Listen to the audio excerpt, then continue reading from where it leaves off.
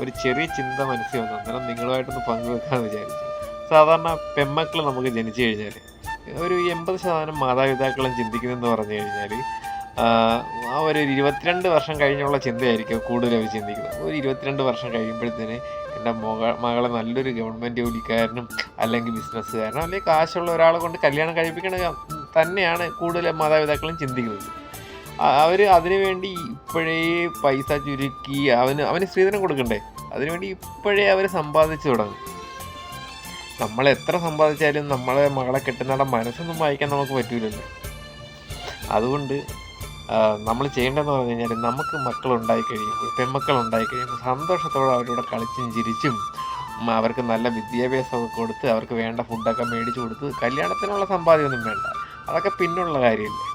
അവരെ നല്ല വിദ്യാഭ്യാസം കൊടുത്ത് നല്ല മിടുക്കികളായിട്ട് നല്ല സ്കൂളിൽ വിട്ട് പഠിപ്പിച്ച് കഴിയുമ്പോൾ എല്ലാം ഇങ്ങോട്ട് വന്ന് ചേരും. അല്ലാതെ ഇപ്പോഴേ തലവേദന പിടിച്ച് നമ്മളൊക്കെ മനുഷ്യരല്ലേ, എത്ര നാൾ ജീവിച്ചിരിക്കുമെന്ന് പോലും അറിയത്തില്ല. അതുകൊണ്ട് 22 വർഷം കഴിഞ്ഞുള്ളത് ചിന്തിക്കാതെ നമ്മുടെ മക്കളെ നല്ല സ്കൂളിൽ വിട്ട് നല്ല വിദ്യാഭ്യാസം കൊടുത്ത് പഠിപ്പിക്കാൻ നോക്കുക.